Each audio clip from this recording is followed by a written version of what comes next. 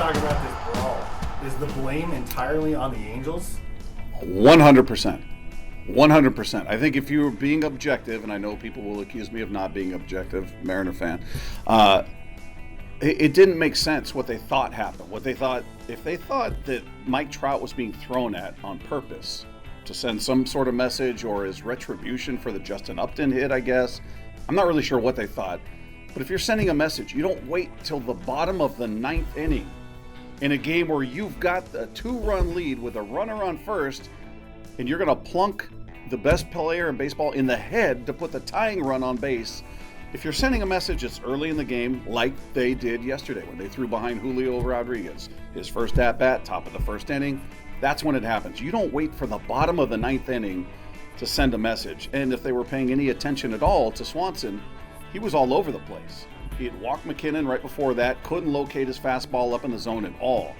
So if you were paying attention, first of all, just the timing of it made no sense. Second of all, you're watching a pitcher who didn't have his command, especially throwing up in the zone prior to Mike Trout coming up. So the fact that Trout complained after the game as if it were intentional, or Phil Nevin thought it was intentional, really makes no sense to me at all. What do you think about the Angels going to an opener, essentially telegraphing that they would waste a pitcher to throw at the Mariners? Initially, I was just like, you got to be kidding me, because of everything I just talked about. The circumstances of it made no sense. There was no intent there. Like Justin Upton, there's no part of me that believes they were trying to hit him in the head. I think that was 100% an accident. I think it was 100% an accident. The ball went over Trout's head in the bottom of the ninth. Now, bringing in the opener, you knew what, you heard Blowers and Sims talking about it on the air and telling Julio, all right, be ready. Like, you knew it was coming. That was the obvious move. To me, I looked at it as Phil Nevin trying to get his team riled up, trying to get them to bond, trying to get them to, a galvanizing moment perhaps, because that's a team that is wildly underachieving. They've got a $190 million payroll, the 8th highest payroll in all of baseball. And going into that game, they were trailing the Mariners in the standings, who have the 22nd highest payroll. So there's a different level of investment. There's a different level of expectation when you've got 2 MVPs on that team, maybe the greatest player we've seen in a generation of Mike Trout, and you're trailing the Mariners. So I think Phil Nevin, as the interim manager, I think he knew there was no intent behind Swanson's pitch to Trout, but it was a way to sort of rally everybody and get them to bond. Who are the biggest villains? It starts with Trout.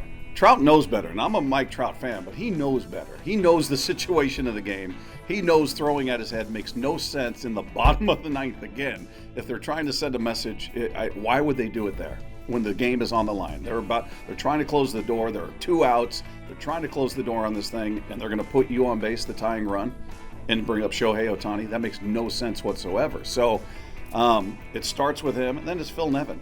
Phil Nevin is the one who orchestrated the whole opener, pulled the starter, had the opener out there in Wants, and then just for good measure, Iglesias coming out is maybe the phoniest tough guy I've ever seen in baseball.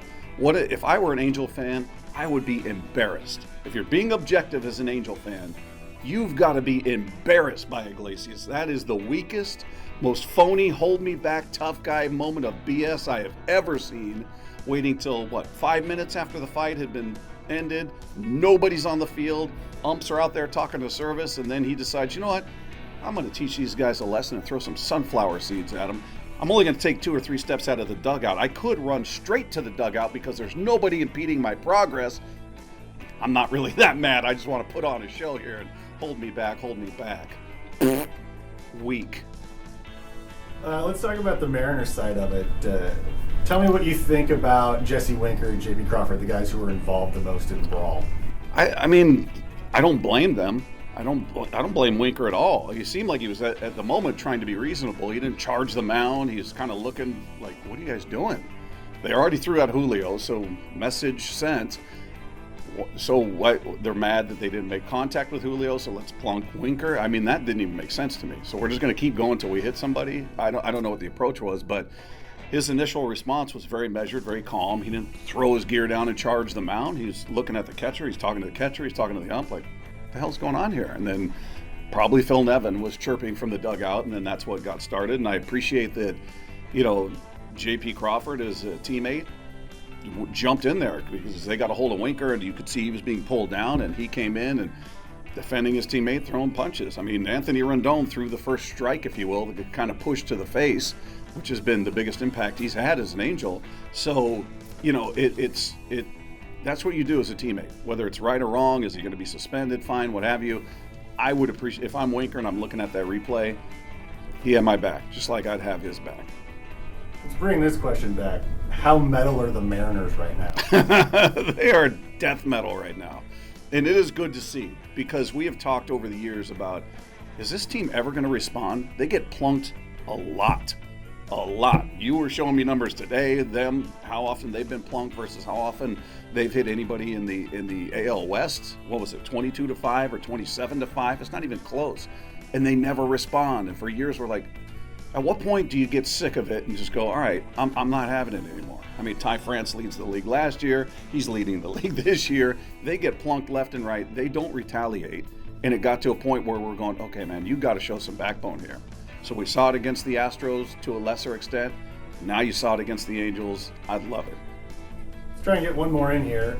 The Mariners just lost Ty France. Now Winker and Crawford are probably going to get suspended. How do you feel about the lineup right now?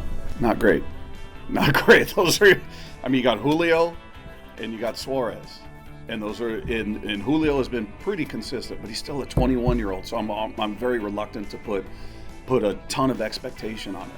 Suarez is a guy who's going to have to be a leader there, in my opinion. He's very streaky, as we've seen. He can have a brilliant night and carry a team, or he can strike out 4 times. We've seen both versions. So, you know, it's got to be him. It's got to be Frazier has got to step up. The veterans have to step up. When you don't have your best hitter in France, and then you lose Winker, who was just starting to turn it around, getting hot. J.P. Crawford is the other guy you look to for consistency. If you're without all 3 of those guys, it falls on Suarez, it falls on Frazier, and to a lesser extent, Julio.